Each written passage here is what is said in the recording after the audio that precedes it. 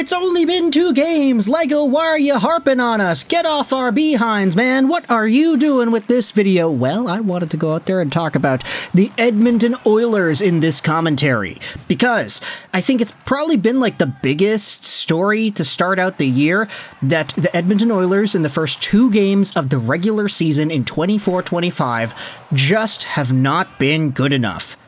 Plain and simple.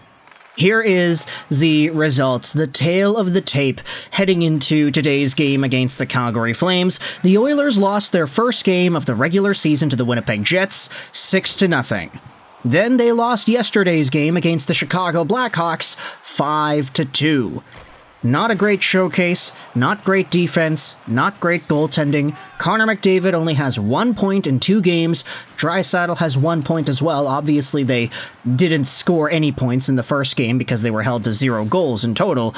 But the Oilers and their productivity, not up to snuff compared to what we had thought. Now, it's only been 2 games, of course. The Oilers could absolutely light up the Flames with an 8-1 win today, and the entire narrative would change. But in this limited sample of the Oilers playing poorly, I wanted to go out there and make this video.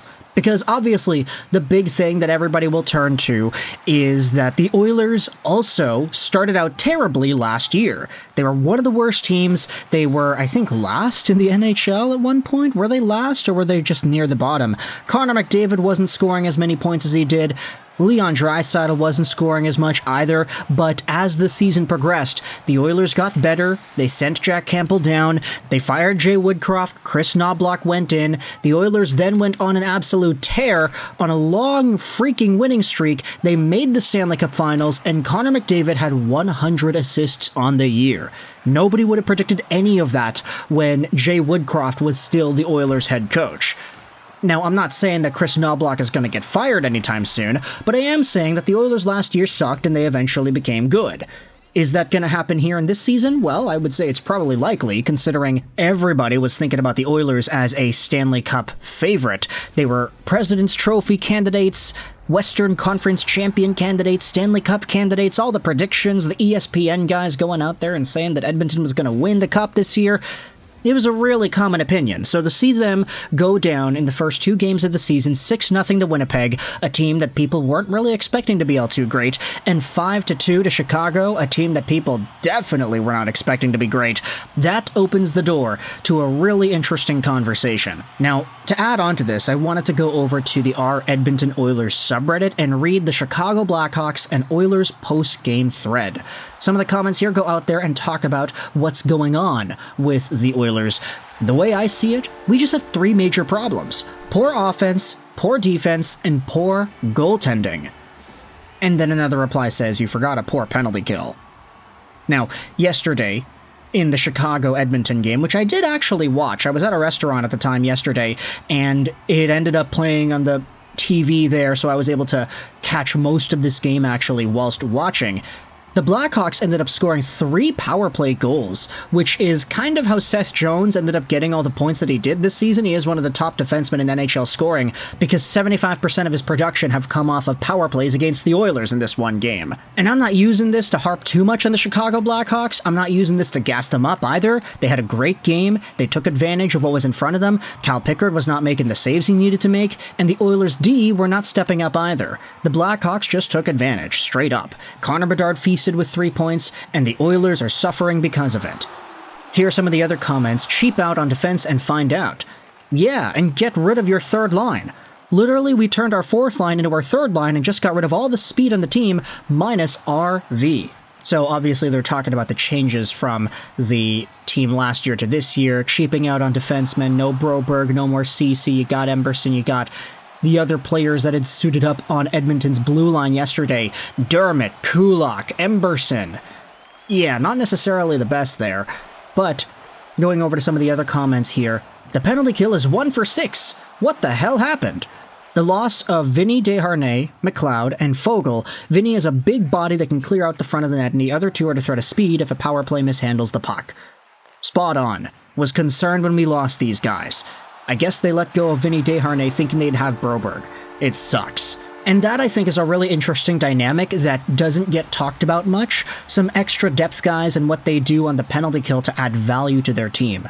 How You have guys who are speedy, who can play the penalty kill position, they can play well defensively, they can knock pucks out, and once they get the puck, they go. They absolutely go. They're a threat for a shorthanded rush and potentially a shorthanded breakaway, which keeps teams on their heels. Replacing these speedy guys with more cinder block-footed kind of players will allow other teams to just move around more and be more dynamic with their offense on the power play. The Oilers' PK is 1 for 6 on the year. That is crazy. Some other replies go out there and talk about how the team has always let them down at the beginning of every season, not excluding last season. Okay, it's only 2 games, but our goaltending has been bad. I don't know. I don't think there's really an aspect of our team that has looked particularly good over 2 games. The forwards look mid, the D looks bad, the goaltending looks bad, the power play has been bad, the PK has been bad. We had spoken about this and more in the video at the beginning of the season, whether or not the Oilers are good enough, how the team was called out by one of their own beat reporters that they have been not great. I'm not going to use that word frauds right here, but it was a week ago that we had spoken about the Oilers not really living up to expectations in the preseason. And the argument against that was, hey, it's the preseason. Like, they're not supposed to be fantastic. They're not going to be world beaters. Connor McDavid's not going to get 100 assists in the preseason like he does in the regular season. So now, heading into today's game against the Calgary Flames, the Oilers have a chance at redemption in an Alberta rivalry. Now, both of these teams played yesterday. The Flames won, and the Oilers lost. So heading into today's matchup, it's going to be interesting to pay attention to what happens here. I wanted to use the ending parts of this video to also talk about my fantasy, because y'all know we had to get back into it. Yeah, I'm not talking about John from Hot Take Hockey, the fantasy league that we were a part of last season. I'm talking about the new league that I'm with my friends, like personal life friends. And it's interesting because this is not the same cumulative stats kind of league like the other one I was in last year. This one's more of a categories-based league, so you score points based off of category wins, which really forces you to try to build as diverse of a team as you can. You want to get guys who can score goals, get power play points, get assists, get shots, get hits, get blocks, and then for goaltenders do their thing as well. It was interesting yesterday because I've been kind of strategically planning out which adds and subtractions I have so that I'm able to maximize the amount of games I have every single week. And I've been, as a result, stacking up on Calgary Flames players because they've just been kind of having the games when other teams don't have games, and they have some of the most games throughout the end of the week here. So I've got Huberdeau and Pospisil and Weegar all on my team. Yesterday they popped off with all of the points and all of the production, so I'm looking forward to this. The opponent that I'm playing this week has Stuart Skinner in net, and he's confirmed to be starting for this game.